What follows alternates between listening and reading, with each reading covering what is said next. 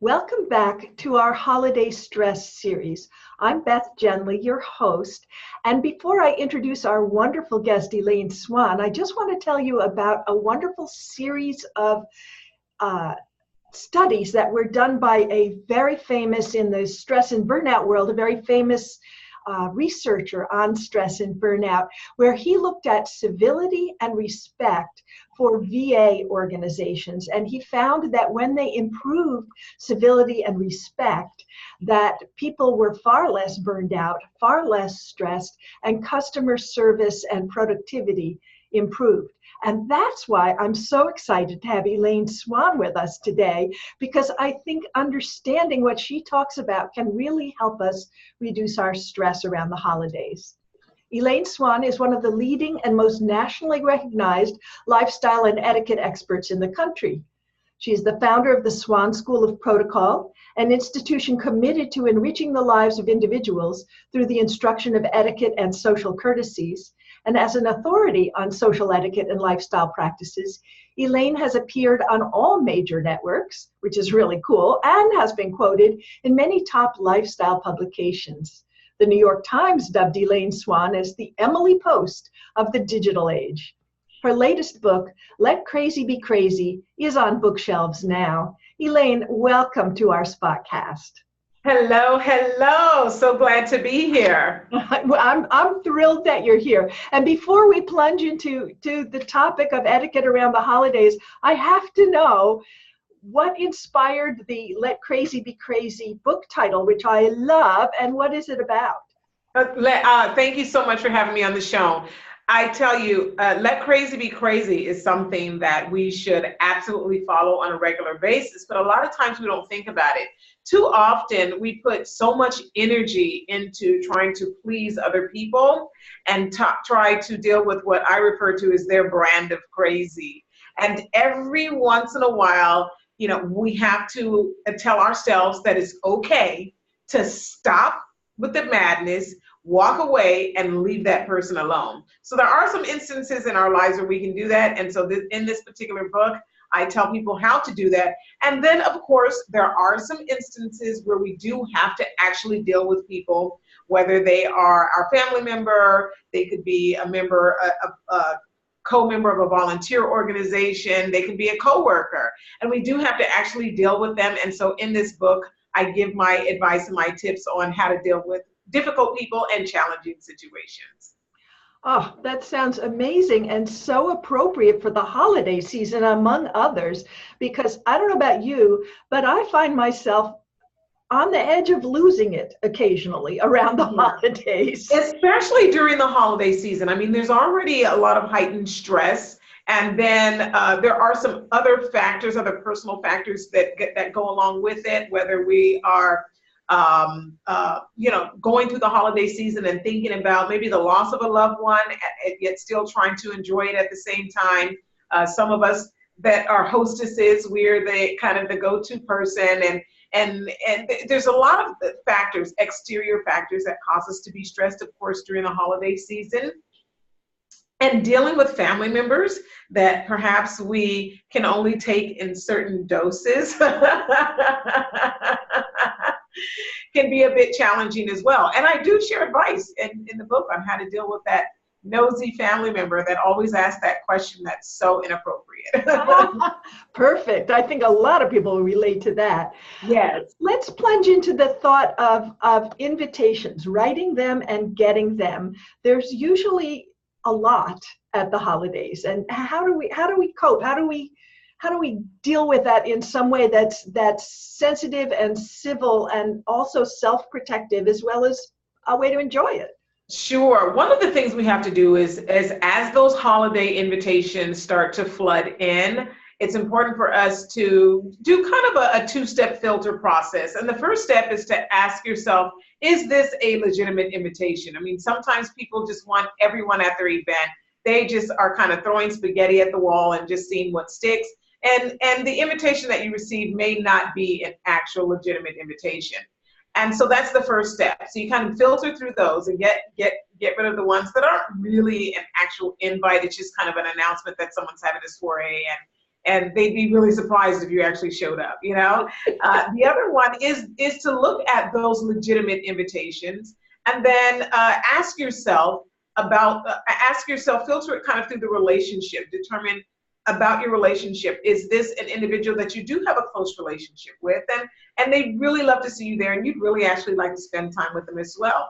Or perhaps this is someone who you don't know quite well, but it would be a great opportunity to kind of get together in a in a manner that's not so, I'm trying to look for the word, to get together in a manner that doesn't have so much pressure on it, and get to know the person. Or either the obligatory family event that you actually have to go to, and I'll tell you kind of about how to deal with that in just a moment. But so when you kind of look at those three, is it someone you know very well and they'd love to have you there? Is this someone that you'd like to get to know better, or even strengthen the relationship that you have? Or are you actually sort of obligated to go and you have to actually make an appearance? And then once you kind of filter through that, it helps you to really put things into perspective. And then, of course, you take a look at your calendar and you make a decision as to whether or not you're going to attend. During the holiday season, weekends are really popular for people having holiday parties. And so there's only so many weekends that can go around. And so this is where we have to get to the point where we say we either accept the invitation or not. And I promise you, individuals who are hosting events, when they send you an invitation, of course, they'd love to have you there. But more importantly than anything, they're trying to get a head count. They're trying to see, how many plates they need to set out, how many appetizers do they need to order, or whatever it is. And they're really trying to get a head count. And so don't be afraid to tell the person, no, I'm not going to be able to attend. Too often, we search for reasons to give an answer to something without making a person feel bad or without hurting their feelings. I get that type of question all the time. Don't think about whether or not they're going to be hurt. Really think about how this is going to affect you. So just allow your yes to be a yes or your no to be a no, and be comfortable and confident in saying, no, thank you, I'm not able to attend. Boy, as a hostess myself, getting answers that say, no, I won't be there are great. They're much better than just wondering, is this person going to show up or not? Exactly. Yeah, we want that. And I'm right with you, Beth. I am a hostess, and I love to host for the holiday season. And if someone says no, I think, okay, that's fine. This is how many, we're going, we're moving, we're just trying to get it together. So we're really not going to, hostesses, I promise you, your host is not going to be that offended if you say no.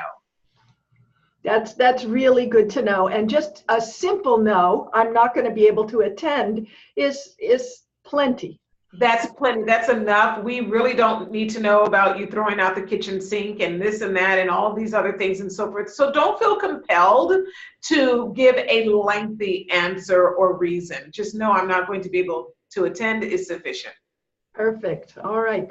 So what if I have to confess that I have occasionally double booked myself, or even worse, I've accepted some invitation for something that's pretty nice, and then something came along that would be spectacular for the same moment, and I'm regretting that first acceptance. How do you handle those kind of situations? Right. So I think one of the three is I practice three core values of etiquette, which is respect, honesty, and consideration. And all three of these can go into play in this particular instance. So the respect part, of course, is to be respectful towards the person, to let them know that you are not going to be there. And I'll tell you about how to say that in just a moment. The honesty part is to tell the truth. Don't lie. Because social media today, whether you are taking a photo of yourself and posting it online, or someone else takes a photo and you happen to be in the background, there's all sorts of ways for people to come kind of find out that you didn't tell the truth. And then consideration kind of goes back to what we mentioned before as far as the head count and the food count is concerned. So the moment you find out that you've double booked yourself, or maybe something nicer has come along, let the host know in advance, just as quickly as you can. I apologize. I know I said I was going to attend, but I've double booked myself and actually have another event. Wishing you all the best and hope that you all enjoy yourself. Let them know that you've double booked. If you have, because like I said, of the photo aspect of it, right now with the holiday season, if people are going to be taking pictures, usually this is about the time it is. And you'd really hate to have to go back later and try to explain yourself. So it's better to just put it out right up front to let them know that you did double book and that you'll be somewhere else, but you're wishing them all the best.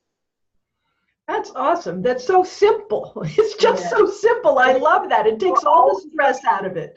Yeah, we're always looking for ways around it, but sometimes just hitting it straightforward is the best thing to do. Beautiful. All right. Well, okay. So my next question about all these parties and events is, when is it appropriate to bring someone along and when is it not? And who's appropriate to bring along?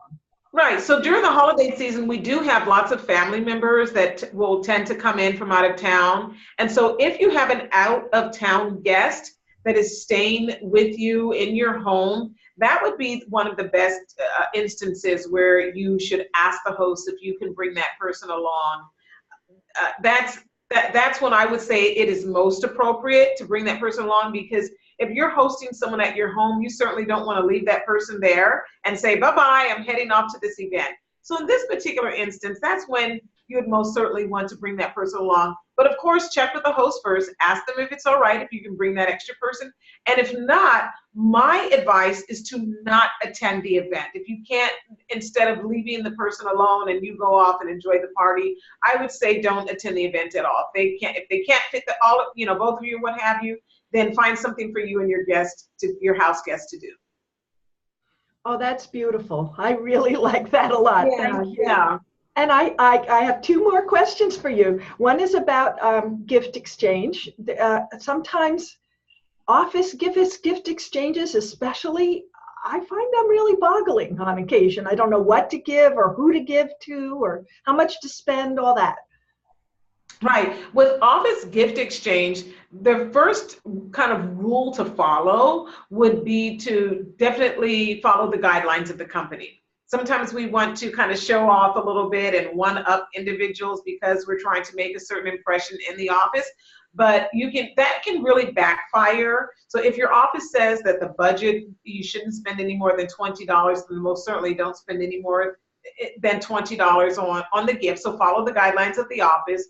And then with office gifts, my advice is for you to avoid giving gifts that are very personal. And what I mean by that is clothing, perfume, lotions, things like that. You want to just kind of stay away from. Those aren't necessarily the most appropriate types of office gifts. And another gift to stay away from is the type of gift that seems like you might be being a little bit sneaky and passive aggressive with sending some sort of message. For example, if you have a team member who's chronically late, don't get them a watch. Don't get them a day planner, or somebody that's really disorganized. Don't get them a day planner, especially if that's kind of been brought up before. So those are the sort of things that you want to avoid doing. Now, on the flip side, it's important for folks to recognize that you are not required to give your boss a gift. In fact, it's better for you to kind of stay away from that. So this way it doesn't seem as though you were trying to get favors or for your boss to show you a little bit of favoritism, or your fellow employees might think that you're kind of kissing up to the boss as well. So, you're not required to get your boss a gift, and you might want to stay away from that unless somehow your boss's name has wound up in the company kind of gift exchange, then that would be appropriate. So those are a couple of guidelines to follow. Now, what to give are things, you can give some really interesting gifts. Let's say, for example, you live in a metropolitan area and everyone kind of commutes to work on a train or subway or something. And people tend to read or listen to music while they're commuting. So any type of gift that has to do with maybe their commute going to work might be helpful.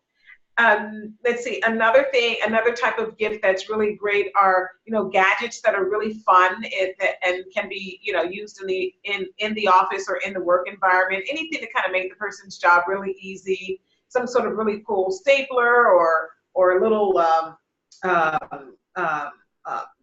what do you call them? They're little cube type music things that you can kind of put on your desk and have music, a little waterfall thing, just any type of thing that'll make the working environment very pleasurable. Don't be afraid of giving a gift that's outside of work. So what you should do is listen to your coworkers and kind of get a feel for what they might enjoy. So if someone is really into, let's say, for example, cooking organically and vegan recipes and things like that, maybe a 1 month free, introduction to a subscription service for some sort of food prep or whatever can be a nice gift to give, because it's an experience. And anytime you give experience gifts, those are really, really nice. That's a lot of great advice. Thank you. I have a feeling some of that can go outside of the office as well. Oh my goodness. Yes, absolutely. And I love that you kind of put a little bit of damper on the gag gift or the message gift. I think. Oh, yes. And definitely no gag gifts. And also no gag or no swag. Those are the two things. So, a lot of times in the work environment, we go to conferences and things like that. And we get all sorts of swag or what have you. Don't try to give those gifts or repurpose those gifts or anything like that. So no gag gifts and no swag gifts. Perfect. All right, excellent. So now I want to circle back to family, because you said you would talk about how to cope with those parties you're obligated to go to. And I don't want to let you go without letting you talk about that. Sure, yes. All right. So let's say, for example, there is a family event that you have to attend because you are just absolutely obligated to go and go so that you can keep the peace for the next year. My advice is to set a time limit for yourself. For example, if you know that after being with your family members, after about 3 hours or so, then that's when people are going to start kind of getting out of hand, then you set your start and your stop time. So you arrive and you think, okay, we're leaving at 3 o'clock because I know after 3 hours with this bunch, it's really gonna, be here. The other thing is to make sure that you position yourself correctly in terms of your getaway. So if you drive, don't park. This is a literal thing, but don't park to where you're blocked in. But allow yourself to park a little further away so that when you're able to kind of make your escape and go ahead and leave, you can do so easily and swiftly. So set a time frame, number one, and number two, make sure that if you are going with your entire family, that mom, dad, and children know we're only going to be here for 3 hours and after that. And so make sure that you plan some sort of a way to escape. That's great. That gives you kind of a limit, even if you have to deal with letting crazy be crazy during those whole 3 hours. It's only 3. It's not the rest of the day. Exactly. And that can be less overwhelming and less stressful if you say, okay, there are 24 hours in this day today, and 3 of those hours I have to deal with crazy. So I'm going to go deal with it. I'm going to practice everything. I'm going to let things roll off of my, and so forth. And then I will leave. And that's it. It's a lot easier to deal with if you know you have a stop time. But if you feel as though you are trapped and you're there until somehow eventually it ends, that could be very, very stressful. But if you have a go time, you're good to go. That's lovely. I love that.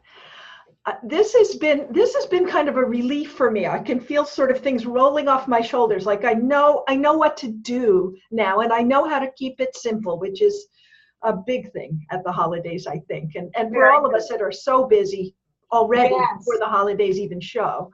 Yes, absolutely. Yes. Well, that's good. I'm so glad to hear that. Thank you. So do you have a special gift for our viewers that you'll be offering? Today, I will have a free download of a holiday gift guide, and this is just kind of a nice countdown on how to prep if you're going to host a holiday party at your home. Just a few different things that you can do. It's kind of a countdown to your holiday throwdown. Beautiful, thank you. And I don't know if you can hear it, but my dog is barking like crazy. I think that's drawing the line here that we need to stop. Okay. But thank you, Elaine. I'm so excited, and I'll put that link in the notes. Okay, very good. Thank you so much. Take care. My pleasure. All right, and